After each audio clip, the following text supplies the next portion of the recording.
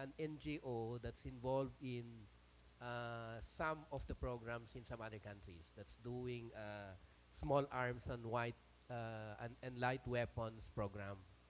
Medyo complex siya given yung legal framework ng country natin. But hopefully, within the year, kayang matapos yung program, a more comprehensive one by the Joint Normalization Committee. I would also make the suggestion sa mga kasama ko in the GNC to open up the discussion with some of our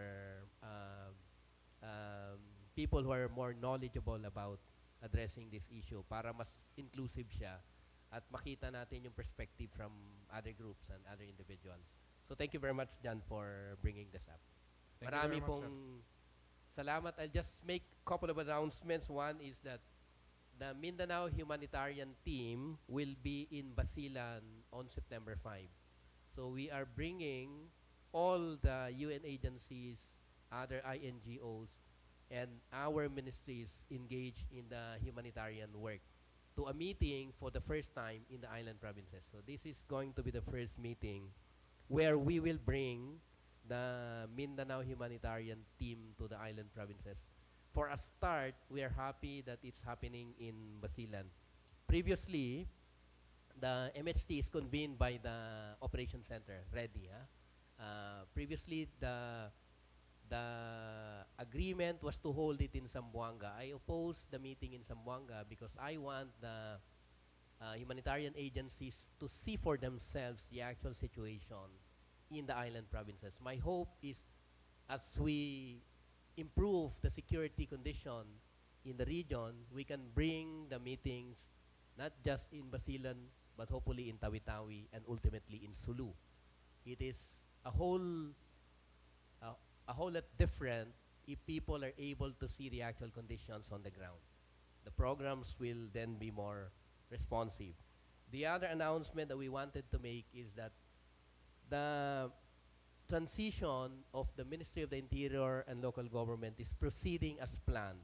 Part of the activities in the transition is to ensure that we will have a pool of qualified and trained potential local government operations officers at the beginning of the year in 2020. As a result of that, we are doing a series of activities to make sure we get that pool. And so on September 5 and 6, we are inviting yung mga interested to become part of the ministry next year to go through the process of taking the psychometric examination conducted by the local government academy. But I'm bringing them down here. So mangyayari yung exam in the Tanghalang Michael Clark ng Notre Dame University. Binayaran ho namin yan, yung mga examiners and the venue para lang masigurado na yung lahat ng interested na mag-apply sa amin ay maka-avail ng examination. They don't have to pay anything. It's shouldered by the ministry. After that, we have agreed with the local government academy to do the training for us. The training normally, the standard training for local government operations officer in the Department of the Interior and Local Government is 6 months. So after you pass the psychometric, you can proceed to a training for 6 months.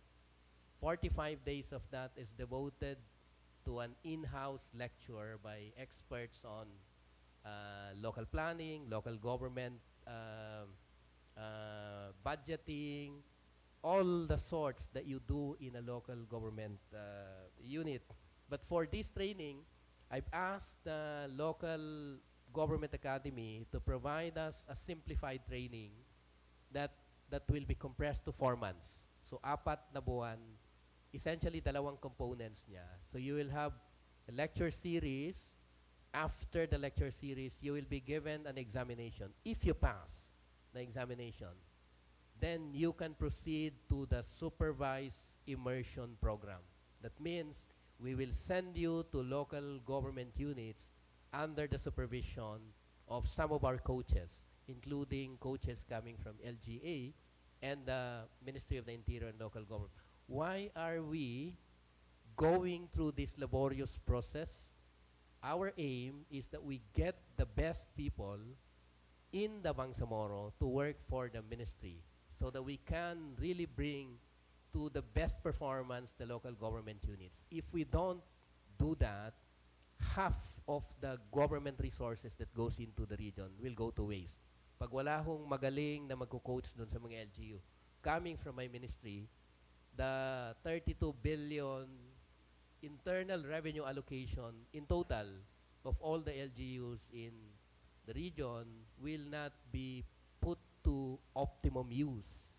So para ho mas maayos natin yan and hopefully we succeed in this, kailangan ho natin ng mga magagaling. So yung po mga kaibigan nyo, mga kamag-anak nyo na mga magagaling, ipag-exam nyo na ho para ho mapunta sa amin.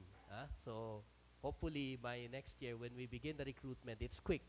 So meron kang pool of trained personnel that went through a training, they can immediately be dispatched to the different municipalities. There would be 116 municipalities, 3 cities, and 5 provinces. So that's more than 100 people that we need in the ministry for next year. I don't want it happening na pag-start ng January, wala tayong na-recruit, wala tayong tao sa mga munisipyo. Hindi ho pwedeng mangyari yon. Kailangan meron na tayo agad tao. At yung mga tao natin, some of the best in the region who are dedicated to bringing the best in the LGUs po. Again, maraming salamat po ulit. Magandang umaga sa atin lahat. And thank you very much. So before we end the Kapihan sa Bangsamoro, we would like to acknowledge